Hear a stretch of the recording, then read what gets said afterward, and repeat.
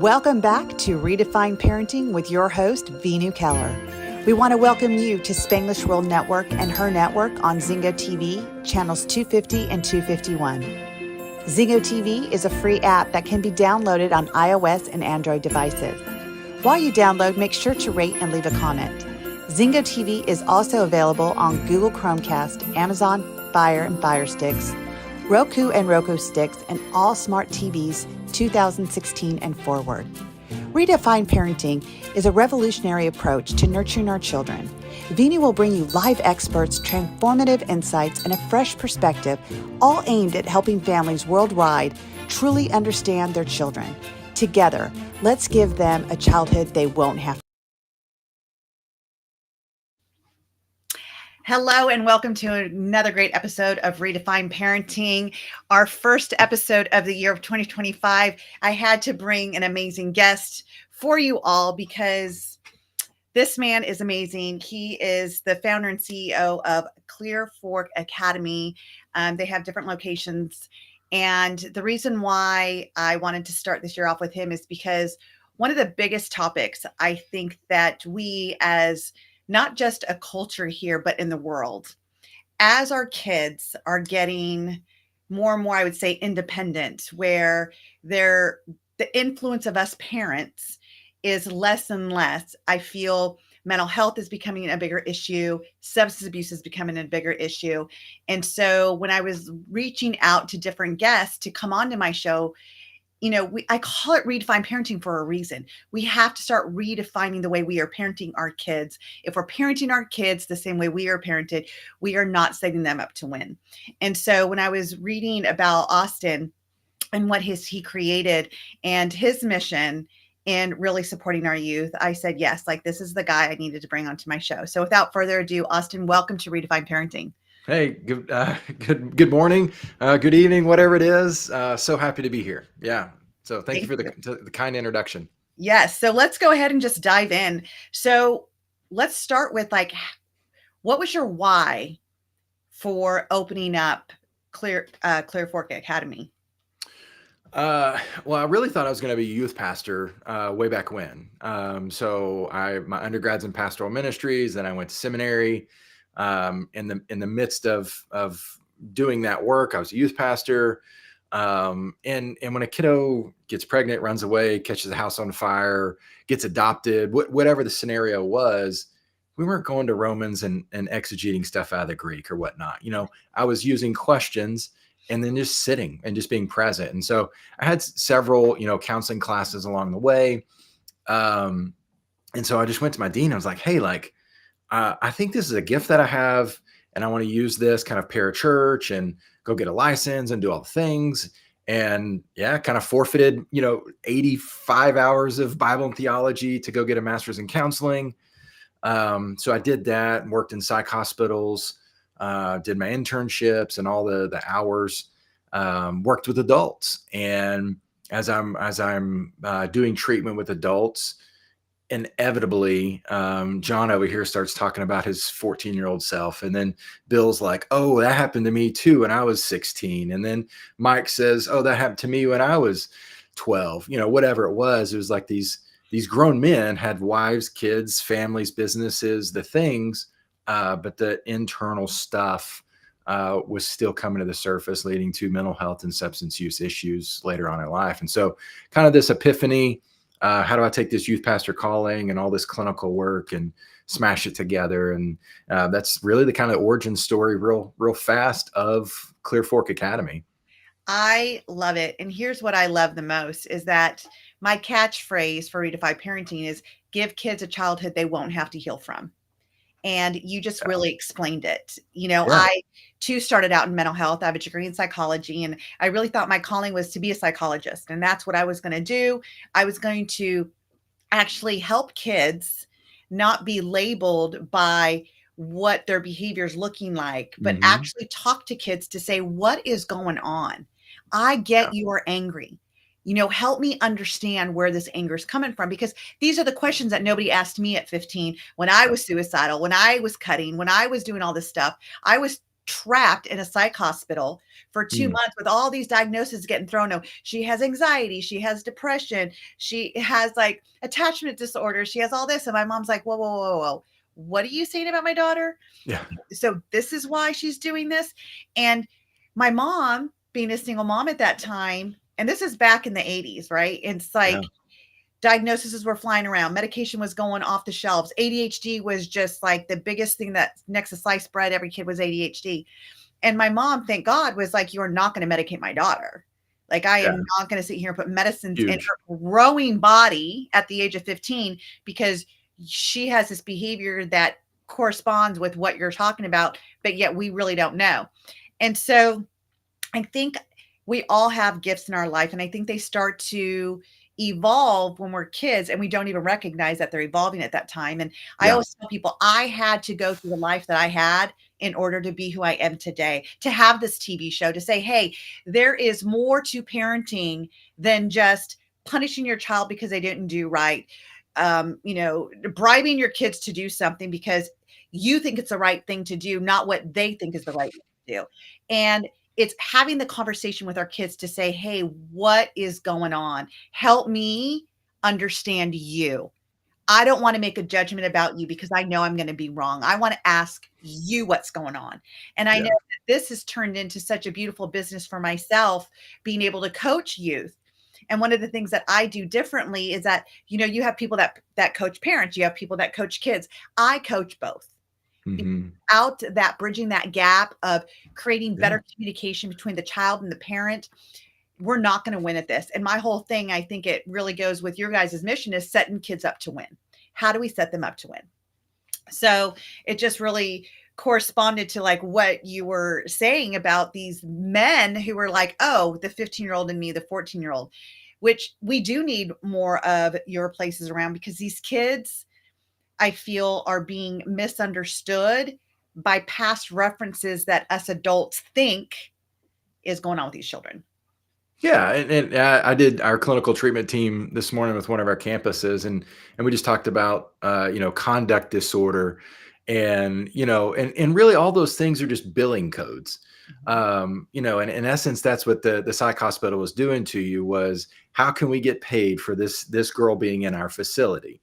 And it's a necessary evil for us to utilize insurance and things like that, but we have to differentiate what is a billing code and what is symptomology, and then why is the symptomology there? So the billing code associates a set of symptoms, but we don't we need to ask why 4, 5, 6 times of why those symptoms are there, instead of just symptom treatment. I love that, and I've never seen it that way, but I definitely can appreciate that. And so I'm not a doctor or licensed anything. I would say just a coach. And with that, I get beautiful results with my clients. Certainly.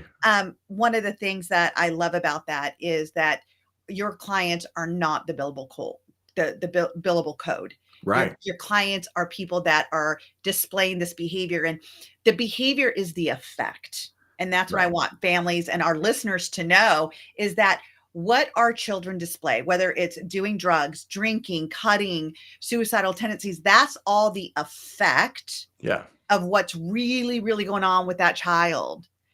And I feel it's people like you, like me, and others, that when we think of the effects of the outside shell, when we crack it open to see what's really going on with that kid, I don't believe that we can even have a correct diagnosis unless, and I want to say this, unless there is a chemical imbalance that's truly creating something, because there are some true diagnoses that are medically there. Autism. Yeah. I mean, and you can go back to objective results. You can do a test for that and see biomarkers or things like that, or do a cognitive brain scan. Like there's objective things that tell us those before we start medicating, or a set of symptomology is kind of subjective, because as a parent, like, your kid's acting out, and like, my kid acts like that all the time, that's normal. So it's different, symptomology is whatever's normal. Right. Right. I just thought it was definitely, I don't want our listeners to think, so like my kid doesn't have this. Like, no, no, no. Oh If no, you, you certainly do. Right? You know, and we have those as clinicians. We have those set of symptoms so that we know. Like if we say Ford Taurus versus Porsche, right? Those are different. You can associate different things with those definitions or words. You know. right. That's a great analogy. I really like that. Yeah. You're a guy. We always go to cars, it seems like. Sorry, it's like sports or cars or music for me. So I love it. it's all I you love get. it. Okay. So tell me, I see more and more, like when I grew up, and it's interesting because with my clients that I speak to, um, and then some of them smoke. And I'm thinking this whole time Mm, it's cigarettes because I smoked when I was 15. And marijuana was like a big drug back then. It's like, yeah, oh, marijuana, the gateway drug, and stay away from it or you're going to get onto this other stuff. And now when they say they smoke, they're actually talking about marijuana. They're talking yeah. It's about not weed. Marlboros or No, yeah, it's not. I was yeah, like, oh, I learned so much. I'm going to tell you, I love my clients because I get to learn so much. My poor yeah. twins, on the other hand, don't get to hide much from me because like It's they're true. talking this stuff. I'm like, oh, I know what you're saying. I know Yeah. exactly what that means. So it's kind of a interesting dynamic here at my house, but it's more and more kids are smoking weed. Parents, I know parents that smoke weed with their kids. It's Mhm. like, it's interesting Yeah. the way the world is now. Yes. What's your take on that? Well, I mean, like some of our parents are our biggest triggers for our kids, right? I mean, so we do inpatient treatment, we do outpatient treatment. And so we literally have to tell parents when they come in for visitation in the residential, like, leave your purse in the car, leave everything in car but your keys, because I know you have your vape pen with you and a bottle of Xanax or painkillers or something like that. Like those are our parents, and that's why our kids are in treatment, right? Is the parents use it recreationally or quasi responsible, and where our kids, their brains aren't formed, and so it's just they just go full blast with anything. So yeah, we've kind of seen it all with our families and kids. And so relapse prevention plans are built around, okay, what are the things in the house? Is there an open liquor cabinet? Is mom gonna vape? Is mom gonna smoke? Or is dad gonna continue to deal, or whatever it is? It's just like it is a systemic issue, and it's very hard for the kiddos to be successful when the families that are supporting them are using. So I have a question. Here's one of the biggest question is, if I don't want my kid to smoke pot, what do I do? I'm going to ground them. And here's my take on this. You're not No, going to stop your kid because no. the minute they're out that door, they're going to do it. So here's what I ask my clients. I'm like, what's your number one outcome? They're like, for them not to do it. I'm like, you're going to lose. You're, Yep. you're setting yourself up to lose. So what's your next outcome? And they're like, I don't know. And I said, well, let me tell you, being a parent of 6 kids, and my son did smoke pot. And here's what I wish I would have done differently. I wish my child would have known my number one thing is for you to be safe, and that you're not driving a car, smoking weed or, Hmm. anything else. And so my question to my parents is like, what would you need to know so your child's safe? If you know they're going to do it anyway. Yeah. What is your take on that? If a parent says, how do I get my kid to stop? Like, what do I need to do? Because the first thing parents want to do is go to punish, and punish is not the answer. Yeah, so I mean, like the serenity prayer in the steps or whatever, it's help me understand the things that I can control and release the things that I cannot. And so I go back to mom, what do you need to be in control of? Stop worrying. Can you control that? Can you go get a hobby, mom? So I feel like the more we help our parents be autonomous from their kid becomes autonomous. And they go, wait, I shouldn't drink and drive. Wait, I shouldn't go out with that girl. Wait, I shouldn't steal that. And so it's this paradox of like when mom stops hovering, kid actually becomes who he or she is supposed to be. And then for the kid, I think about it as replacement. Like I played sports, and if I didn't, I would have been one of my kids. I'm entrepreneurial. I'm hard headed. When you tell me no, it's just like fuel on the fire, right? So like I have that built in me, just like all of my kids. And so I just try to think of it as is how can I help this kid be successful at something other than using drugs? Right. And that's their passions with music or art or school. So as a parent, I always just show them like, hey, let's fuel this and then this will go away. It's like feeding your yard, right? Like you don't try to pluck all the weeds, you just make the grass grow around it greener, and the green grass kind of kills the weeds. You know, and that's kind of my philosophy with parents who are fixated, you know, on their kids' behavior. Right.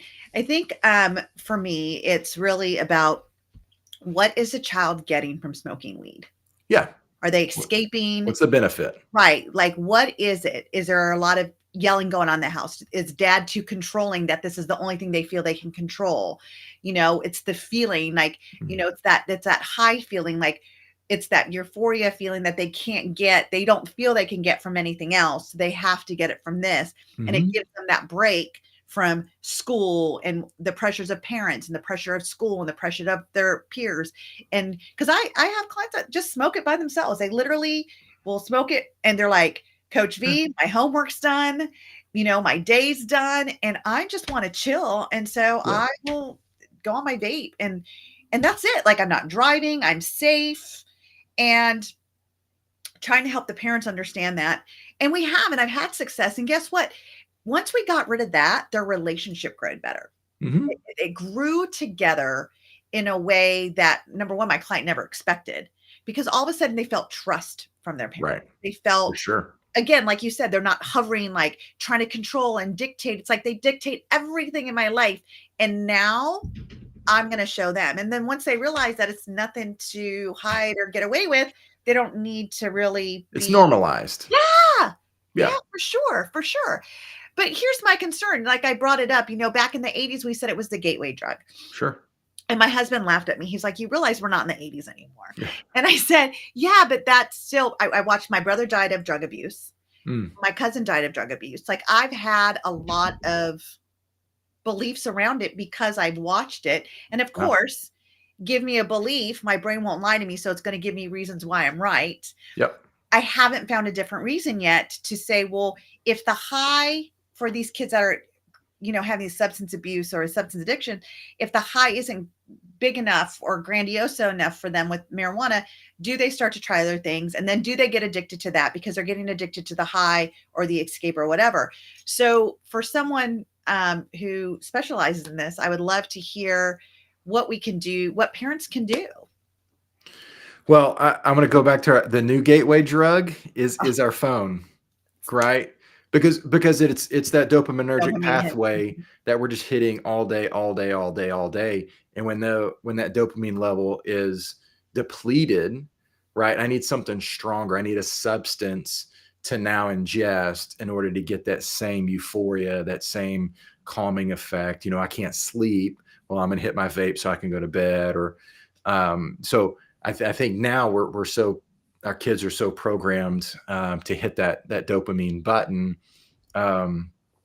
So I think that's our gateway drug now. And so back to the original quote, what was your summarize? Then, like, if that's the case, like then parents get like, okay, is the next thing going to be crack? Is the next thing going to be cocaine? Is the next thing going to be? So it's going to escalate so fast right now because there's so many variants of marijuana. I mean, I've seen kids esophagus close up just from smoking, you know, the leaf, or I've seen ER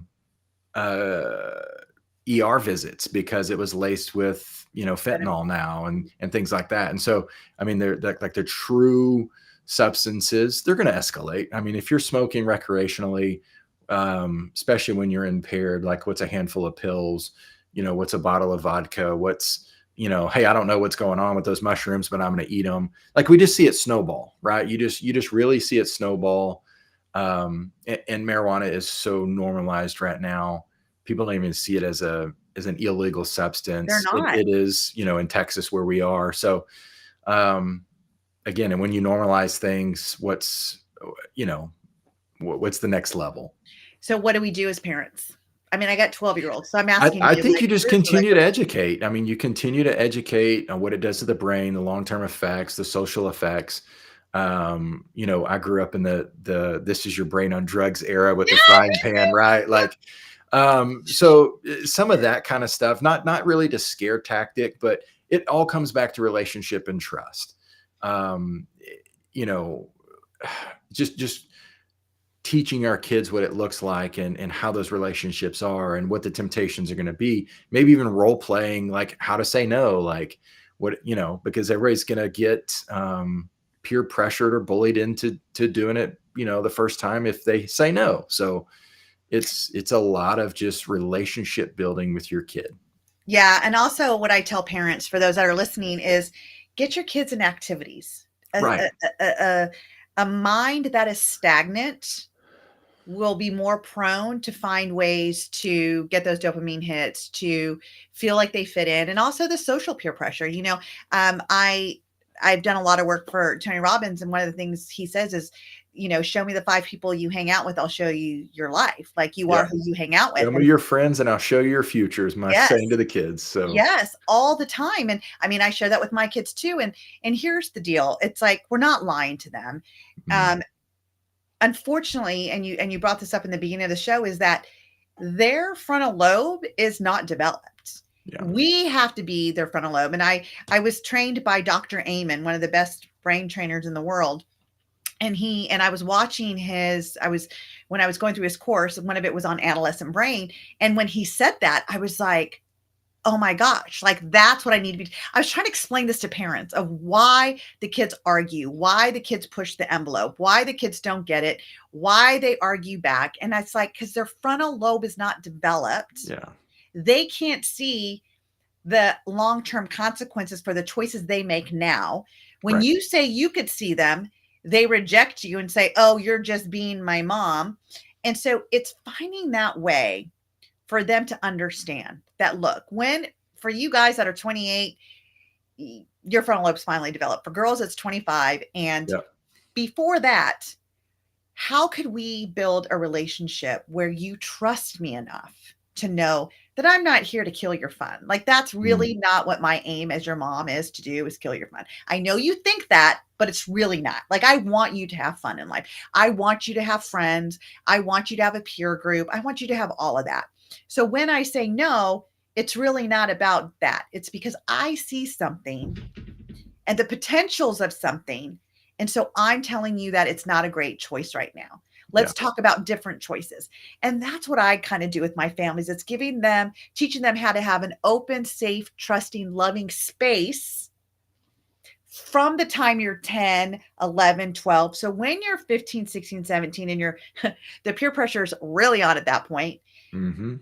what do you do, right? How do you say no? And I love what you just said about role playing, like, role play with them, real scenarios. Because here's the truth: our kids spend more time away from us now more than ever Hmm. than we used to. Because even in the 80s growing up, generally there was always a parent home.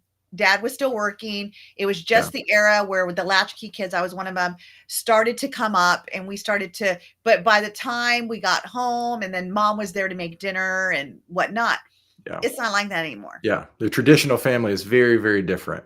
Yeah, for sure. Yeah. For sure. I had a couple images when you were talking about building trust. And so I've got 3 kids. My son's 12 and I have 2 girls, 10 and 8. I God taught bless all you. 3 of them to ride their bikes, you know, and so that's a trust building activity early on in life. And then I taught them all how to swim, right? And we've all been in the pool and hold out our hands to tell our kid to jump in. And what we're really saying is, trust me, I have you. And we've said those words, trust me, I've got you.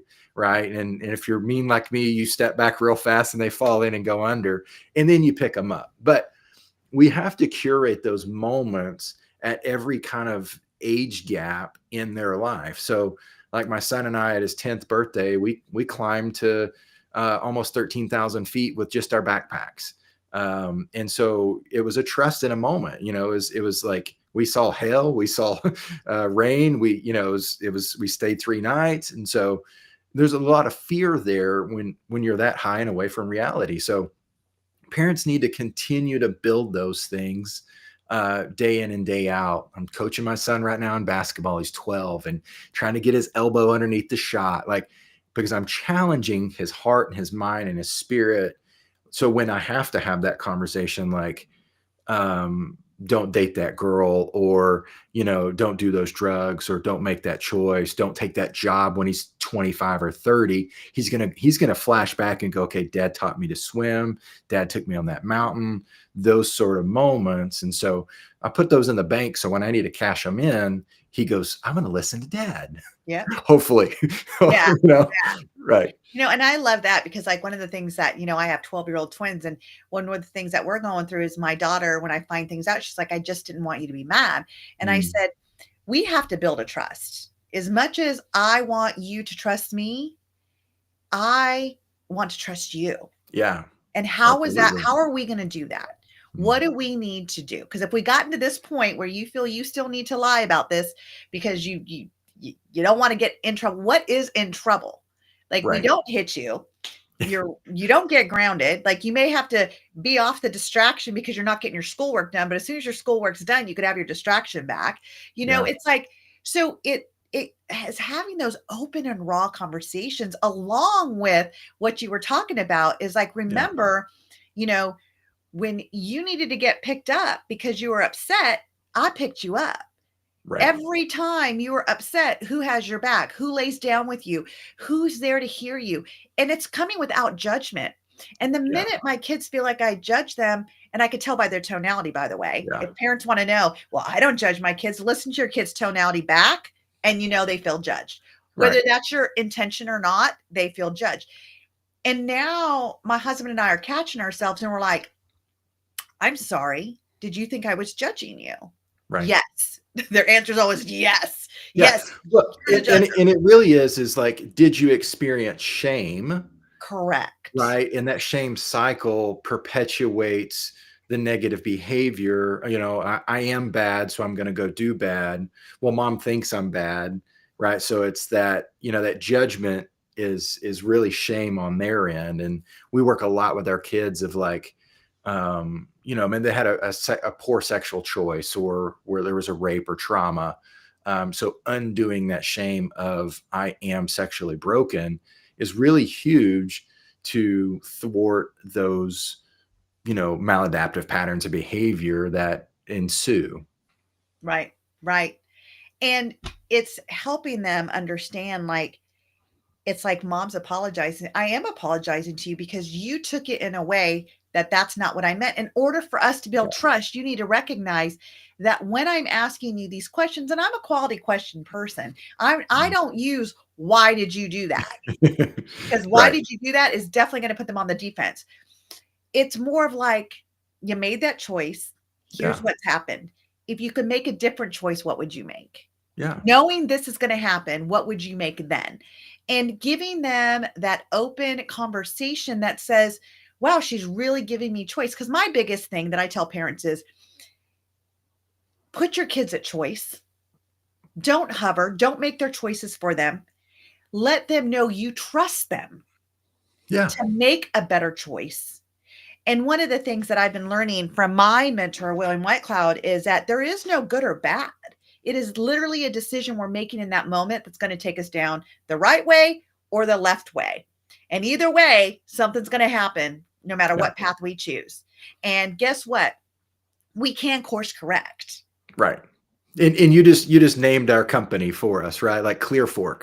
Every decision is a fork in the road for us. Oh, I love that. It's the highway to hell or a new legacy. And that's kind of how we position it to our kids. And it's, you can go and punch your parent or cuss them out, or you can say, hey, mom, that kind of hurt. I wish you would speak to me in a different tone. Yeah. It's totally different life when you do that. Well, it's interesting. One of my older sons, because I have two from my previous marriage, and then I have my stepdaughters, and then my husband and I have twins together. And my older kids always tell me, you raise them so differently. Like, you actually let them talk to you. Why would you let them talk to you? Because they'll hear my daughter saying, you're not hearing me. You're just not hearing me. All you're doing is talking over me. And it makes my older kids mad when they say that. And I'm like, we give them that right. Like, if they feel that we're not hearing them, Would I rather them tell me that you're not hearing me? To really what it's doing is telling me to pause and say, Yeah. if I was hearing you, what would I say differently? Mm-hmm. What would it look like to you if I was really hearing you? Because to me, I'm hearing you, but you obviously don't think I am. So tell me what that looks like. Yeah. And it's because my older kids weren't raised that way. My older Mm-hmm. kids were like, you don't say anything. I said it. Don't even say yes, ma'am. Just do what Yeah. I say. Do what I You know, say. it was old school. I'm the parent, you're the child. You don't have a say in this conversation. I'm going to tell you. And I think that was what really led me on this path. And I also see more self-worth, more self-esteem with my Mm. twins than I saw with my two older boys because Sure. I raised them through my baggage. Sure. And that's the other thing. And I think that's kind of what, you were gearing to when you were talking about these families that their kids are there. And it's like, wait a second, you're still going through your own baggage and you're trying to change your child, probably because they see the mirror, first of all. Oh, yeah. But second of all, when are you willing to do the work for you so your child can do the work for them? Mm-hmm. That's the huge thing. Yeah. Is we've got to get parents to let go of their baggage and stop raising their child through that baggage. Because all we're doing is transferring it for real. Yeah. You just perpetuate the cycle. For sure. For sure. So do you feel in your line of work, do you see more children with substance abuse related to mental health? Or is that really just a Chicken or the egg? Band-Aid? Yes, Yeah, chicken or the egg, right? Like, does I think so I treat substance use as a mental health disorder, I right? love Like it. so substance abuse is the low hanging fruit on the tree. And so that tree has branches, those branches are tied to a trunk, and that trunk has roots. So we're going to try to funnel all that stuff back into the root and go, okay, really, what is it? Right? Like, I mean, I've had everything from a super high performing family, and the mom was just on the kid, on the kid, on the kid, on the kid, and he was going to Air Force Academy and straight A's and like just model citizen, but he smoked and ate some Xanax, right? Where did he get those things? Mom, right? Mm. But come to find out through the course of stuff, dad was a pilot and cheated on mom. And now all of that anxiety, instead of towards dad, was to the kid. The kid wasn't able to cope, you know, and so he used drugs. And so once we figured out mom and dad's stuff, the kid was like, oh, I can breathe, you know. So it's I've seen it all across the board of, is it the mental health or is it substance use? I've seen kids primary mental health, right? And they can't manage that anxiety or depression. And then so they start using, or kids who start using and they're like, now all of a sudden they're just psychotic or depressed or some dysphoria, whatever it is, because it's substance induced and their brain chemicals just don't work. I think it also gives them an excuse to do it. Oh If yeah. I'm depressed, then this is what I need. And here, medical marijuana. It's a tongue twister. For what? Oh, anxiety, depression. Yeah. Oh, I must have that. So that makes it okay. It's, Yeah. one of my great friends, Steve Linder, he says, excuses or results. What do you choose? Mm. And I've lived by that since 2008, since I heard that. Excuses or results. What am I going to choose?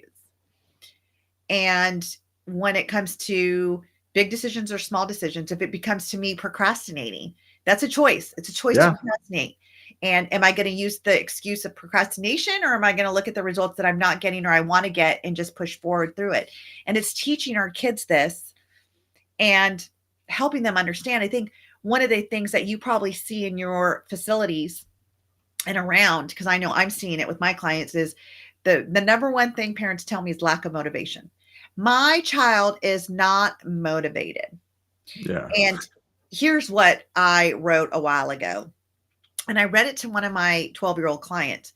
And she goes, oh my God, where did you get that? And I said, I wrote it. I said, I wrote this after working with so many kids that were not motivated.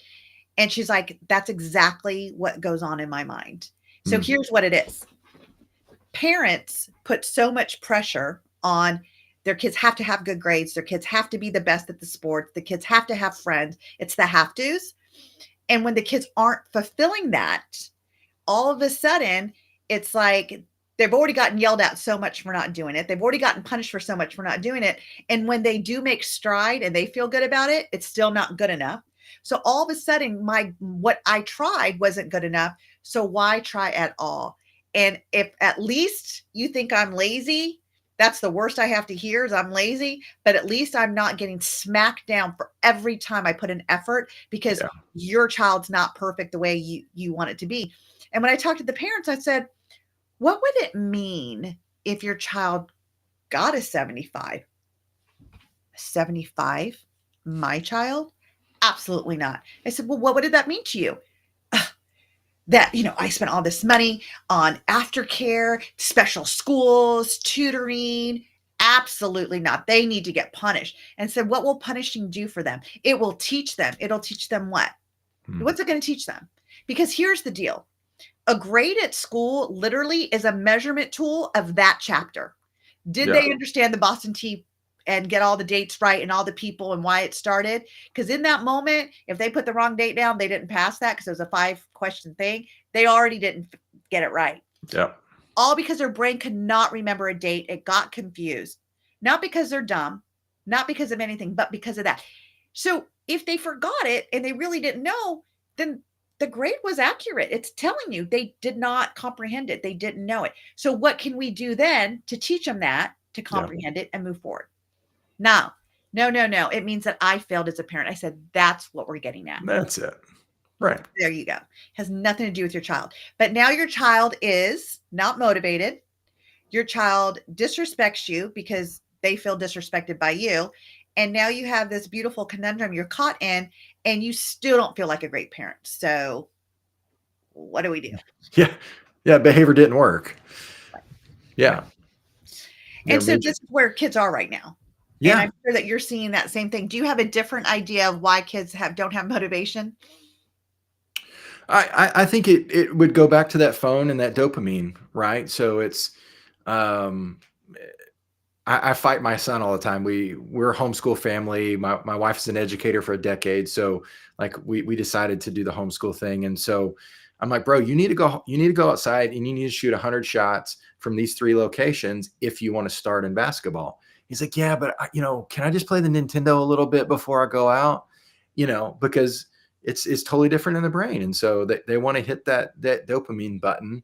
And when that stuff's liquidated, what are you motivated for? And so I think, parents can facilitate growth and motivating their kids, having boundaries and expectations, having a family standard, and helping our kids know and understand. I treat a lot of doctors, kids, and attorneys and pilots and things like that. And these kids are just like, I'm never going to be as rich as my dad. I'm never going to be as smart. I'm never going to be. And I'm like, hey, like, who cares? I'm reframing that with the kid and like literally like, who cares? And then I have to go to dad and say, hey, look, like the template of a man isn't what God has designed for this kid. And maybe it is.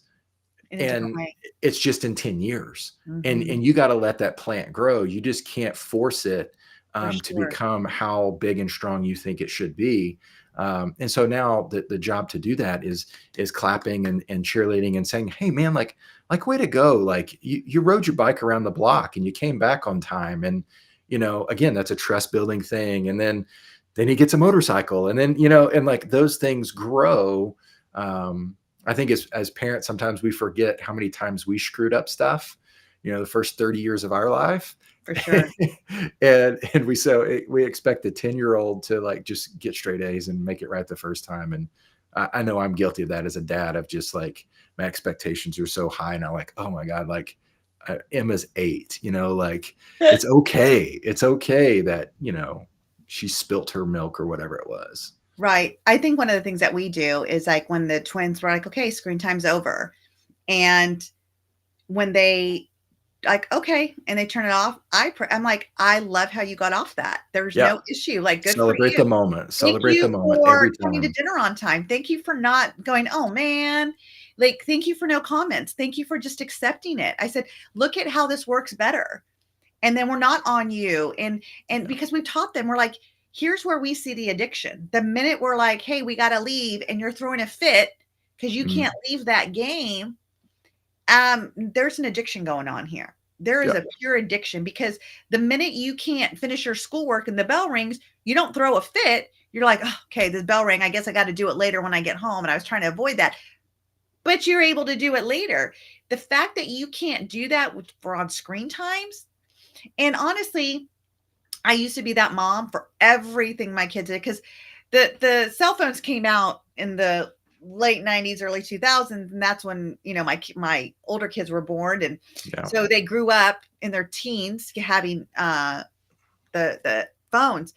And so at that point, I'm like, finally leverage. You didn't do your homework, give me your cell phone. You talk back, give me your cell phone. You didn't do your chores, give me your cell phone. That was not the great. If I could erase that, I would do it differently. And now I have my do-overs. I say the time should fit the crime. Sure.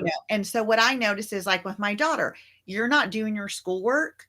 You have no electronics, no TV, no nothing. You can sit in your room and do absolutely nothing until you get your schoolwork done. And then when it's done, guess what? You're in choice. You could do whatever you want with your free time.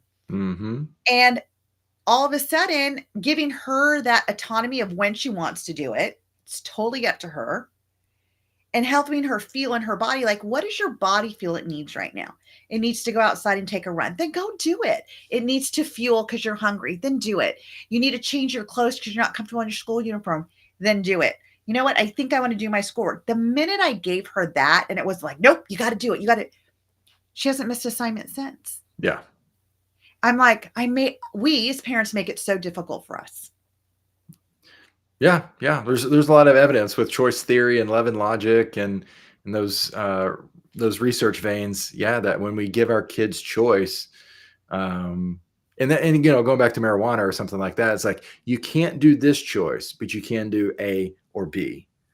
And they're like, maybe I don't want to do that anymore. I've got A and B to choose from. Right. And I think it's like you said, going back to giving them their own autonomy over it. Yeah. Teaching them. Now, I always tell parents, I said, it's controlled control. Like, control the choices you're giving them. Yes. Because too many choices. Yes. Is not going to be good. Yes. I was sitting in my closet today looking at like what I want to wear. And I'm like, I don't know what to wear because I have too many choices. Like, it's literally, I'm like, oh my God, this is what a kid goes through when no one's helping them make a choice and narrowing it down. They have too many choices. They don't make any choice. Yeah. That's it. Do you feel that substance abuse is getting easier and easier for kids to get, like substances?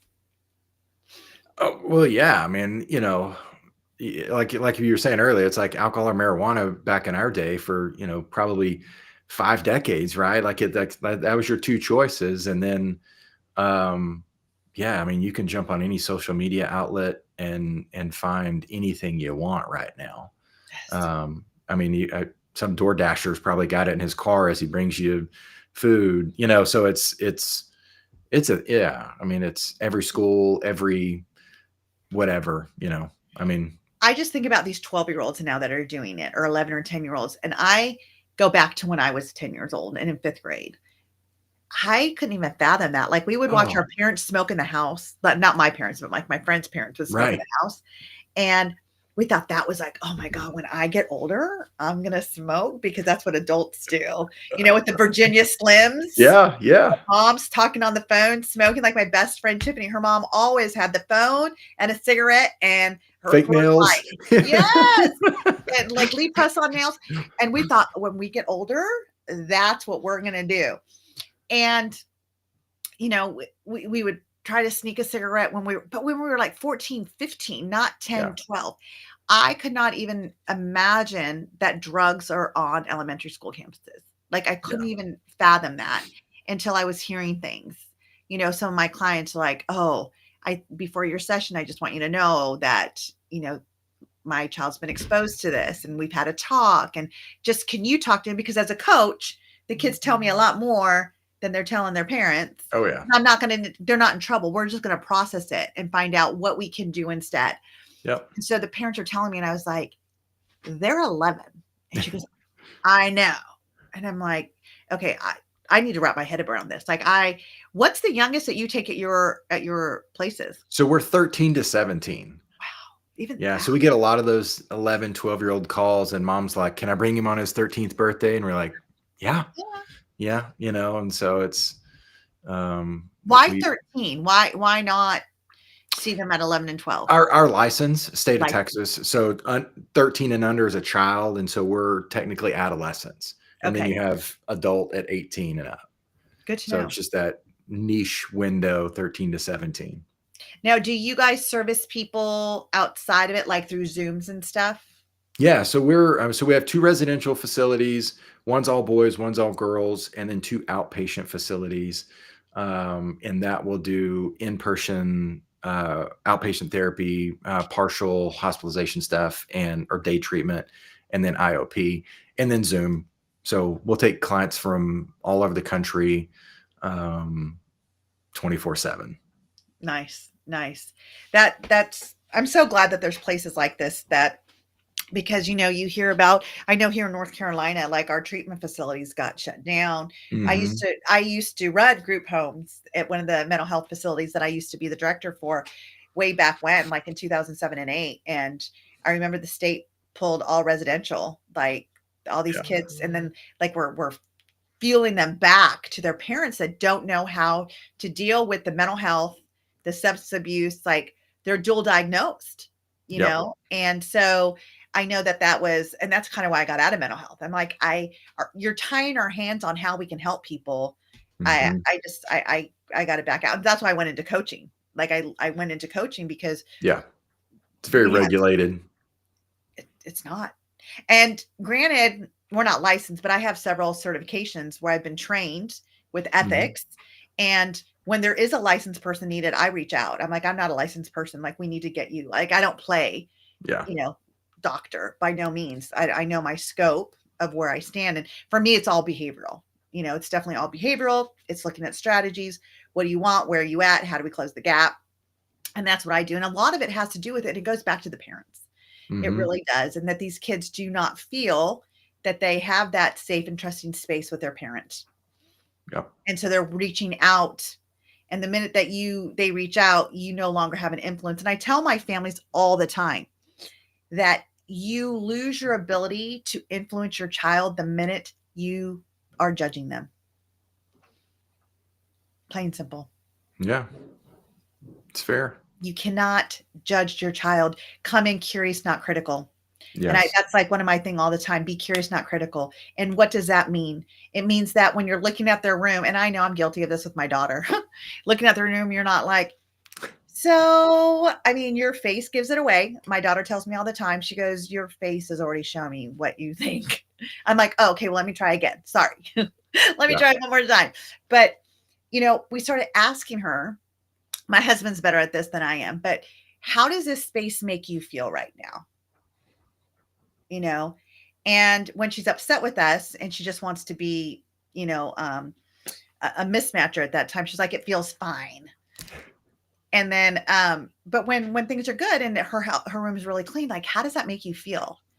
And the fact that you did it, you clean your room, how does that make you feel? Like sleeping in it and really getting it associated to, the kinesthetic feeling of this, where everything is not auditory and visual for them, that they just have to feel it in their body, and how they don't feel so much anxiety, how they don't feel so cluttered in their life, and because it's our environment that makes them, it does something to their internal dialogue as well. Yeah. So cluttered. So we have just a couple more minutes, Austin. It's been so great. I could keep going on because I have probably so many questions I can ask. I'd love to have you back. Love it. Is there anything that you would want, like the last couple of like 3 nuggets or 1 nugget that you would want to leave our listeners all over the world about their kids? I think, the phrase I grew up with was, is an ounce of prevention is worth a pound of cure, right? So just a little bit of prevention creates a whole lot of cure. So I always just tell people, don't wait, right? Like if you're curious about something, ask your kid, and just be curious all the time. get to know your kids. My son and I have like this little sheet we keep in the truck when we go to practice. And so it's just a set of questions that he asks me and I ask him. Like what? And You want to share some of those? what did you have a fear this week that you didn't want to talk about? What was, a high and low? Just basic stuff. What is something you wish you would have tried in the last 7 or 8 days? Oh, I love it. Or what's something that you want or you're looking forward to? So we kind of change them up, but it's just kind of introspective questions, and he gets to ask me, and I ask him. I always end it was like, how would you like me to parent you differently? And what it made me cry, and it hurt me a little bit, when he said, Dad, sometimes you're just hard on me, and I was like, I get it. And, I will work on it every day. And so, we talked about, what does that look like? How does that make you feel? And then what would you like me to do different? And so those dialogue questions, we're just do it in transit. We just do it, on the fly, but it's purposeful, it's meaningful. And I do it with my girls too. So, I would just say, just continue to know your kids. Don't ever think you're done. Just continuing to sharpen. I love it. Yeah, I just started to create a quality question starters for parents and kids. So they have these and they can start just having these questions, and they can just pull it out randomly. And it's just like some of those types of questions, if you were my mom, what would you do for me differently? Yeah. Because it's just giving you a whole different perspective of coming it from the 12-year-old mind, not the 51-year-old mind. Yeah. Not the one that's fear-based of, I'm going to screw you up, so I have to have it this way because God forbid I screw you up. They're coming from like, I just want to live life. Like, I just want to grow up and be this person. And I feel like at times you're just stopping me. Like, you can't see it through me. So how are we able to see it through the eyes of our kids and really be there? So, okay. So that was one of them. What else do you do? You were talking about 3 different things that you do. I think that's, I mean, for our messaging to our families, right? I think it's just don't wait, right? Like it's when you don't wait, you're in that preparation phase, and you'll be ready. Like, you'll be ready for the sex talk. You'll be ready for the drug talk. You'll be ready for the college talk. So it's just always nurturing that relationship. And we live in a very, very distracted world and society, and we say it with lip service that our family is most important to us, but we turn on Netflix the first thing we get home. We, get babysitters and, like whatever, but like really, really prepare for your kids, because they're not going to be in your hands but a blink of an eye. I love it. I love it. When I see people posting, they're like, don't blink, and their kids are getting older. I always say, like, my kids are 12. I have 6 more summers with them. That's it. 6 summers, and then they're off to do what they do. So thank you so much for being here with us and all the knowledge that you gave. Where can people find you, Austin, on social media? Yeah, social media, clearforkacademy.com. I recently put like all my kind of the last decade or so of family intervention into a book. Nice. It's called My Kid, My Crisis. It's on Amazon. So yeah, we're out there, Austin Davis or clearforkacademy.com. You can find us. Beautiful. Thank you guys so much for tuning in today, and we'll see you next time on Redefine Parenting. Have a good night. Thank you. Thank you for joining us on another episode of Redefine Parenting with Veenu Keller. Follow her on Instagram at Veenu Inspires. To learn more about Veenu, as well as download her free ebook now, go to www.veenuinspires.com. This show can also be heard on Spanglish Radio Network. Please check out www.spanglishworld.ca for all your news and programming. Spanglish World. Watch it, hear it, read it,